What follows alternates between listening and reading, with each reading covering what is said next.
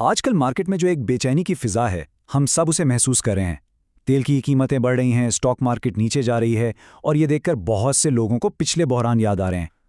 تو آئیے ذرا گہرائی میں جا کے دیکھتے ہیں کہ موجودہ صورتحال ماضی سے کتنی مختلف ہے، اور تاریخ ہمیں اس بارے میں سکھاتی کیا ہے۔ اور یہی وہ سوال ہے جو آج کل ہر سرمایہ کار کے ذہن میں ہے۔ یہ ڈر بالکل حقیقی ہے، اور اسی سوال کا جواب تلاش کرنے کے لیے ہم نے یہ پورا تجزیہ تیار کیا ہے۔ کیا ہمیں واقعی 2022 جیسے حالات کے لیے تیار رہنا چاہیے؟ چلیں حقائق کو دیکھتے ہیں۔ اچھا، تو سب سے پہلے یہ سمجھنا ضروری ہے کہ دونوں بار ہماری معیشت کی شروعاتی پوزیشن کیا تھی۔ دیکھیں، 2022 کے بحران سے پہلے پاکستان ایک جارحانہ ترقی کی پالیسی پر چل رہا تھا۔ اس وقت ہماری درآمدات $17 ارب تک پہنچ گئی تھیں، جس کی وجہ سے ہمارا کرنٹ اکاؤنٹ خسارہ بھی اتنا ہی بڑھ گیا تھا۔ مطلب ہم جتنا کما رہے تھے اس سے کہیں زیادہ خرچ کر رہے تھے۔ اس نے ہماری معیشت پر بہت زیادہ دباؤ ڈالا ہوا تھا۔ آج صورتحال کافی مختلف ہے۔ ہمارا فوکس ترقی سے زیادہ معاشی استحکام پر ہے۔ درآمدات بھی کنٹرول میں ہیں، خسارہ بھی قابو میں ہے، اور مجموعی طور پر ہماری معیشت اس جھٹکے کو سہنے کے لیے پہلے سے کہیں زیادہ مضبوط پوزیشن میں کھڑی ہے۔ اب اس بات کو ایک بہت ہی سادہ مثال سے سمجھتے ہیں۔ فرض کریں دو دوست ہیں، اور دونوں کو ایک ہی مالی بحران کا سامنا کرنا پڑتا ہے۔ پہلا دوست جو ہے وہ پہلے ہی گاڑی اور فلیٹ کے قرضوں کے بوجھ تلے دبا ہوا ہے، جبکہ دوسرا دوست اس کے مالی حالات کافی مستحکم ہیں۔ تو ظاہر ہے بحران پہلے دوست کو کہیں زیادہ نقصان پہنچائے گا۔ 2022 میں پاکستان اس پہلے دوست کی طرح تھا، لیکن آج ہم اس دوسرے دوست کی پوزیشن میں ہیں، یعنی ایک بہتر اور مستحکم حالت میں۔ تو اہم بات یہ ہے کہ ہماری شروعاتی پوزیشن اس بار بہت مختلف ہے، لیکن اس کا مطلب یہ نہیں کہ کوئی اثر نہیں ہوگا۔ تو اب سوال یہ اٹھتا ہے کہ اگر ہم ماضی کو دیکھیں تو اسٹاک مارکیٹ نے اس طرح کے تیل کے بحرانوں میں کیسا پرفارم کیا ہے۔ چلیں ذرا تاریخ کے اوراق پلٹتے ہیں۔ ہم یہاں 3 بڑے واقعات کا تجزیہ کریں گے: 1990 کی عراق کویت جنگ، 2003 کی امریکہ عراق جنگ، اور حال ہی میں 2022 کی روس یوکرین جنگ۔ یہ تینوں واقعات ہمیں یہ سمجھنے میں مدد دیں گے کہ ایسے حالات میں اصل میں ہوتا کیا ہے۔ تو جب ہم ان تینوں مثالوں کو دیکھتے ہیں تو ایک سوال ذہن میں آتا ہے، کیا وہ تیل کی قیمت میں ہونے والا اضافہ تھا، جنگ کی شدت تھی، یا کوئی اور چیز؟ آخر وہ کون سا ایک فیصلہ کن فیکٹر تھا جس نے یہ طے کیا کہ مارکیٹ اوپر جائے گی یا نیچے؟ اور جواب ہے حکومت کا پالیسی رد عمل۔ دیکھیں، جب بھی تیل کا بحران آتا ہے تو حکومت کے پاس 2 راستے ہوتے ہیں۔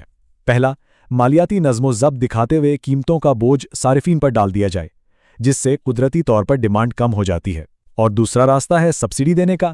یہ وقتی طور پر عوام کو خوش تو کر دیتا ہے، لیکن ملکی خزانے پر بہت بھاری بوجھ ڈالتا ہے اور معاشی عدم استحکام پیدا کرتا ہے۔ اور یہ سلائیڈ اس فرق کو بالکل واضح کر دیتی ہے۔ 1990 اور 2003 میں جب حکومت نے قیمتوں کا بوجھ صارفین پر ڈالا تو KSE 100 انڈیکس نے ایک سال کے اندر بالترتیب 60% اور 89% کا شاندار ریٹرن دیا۔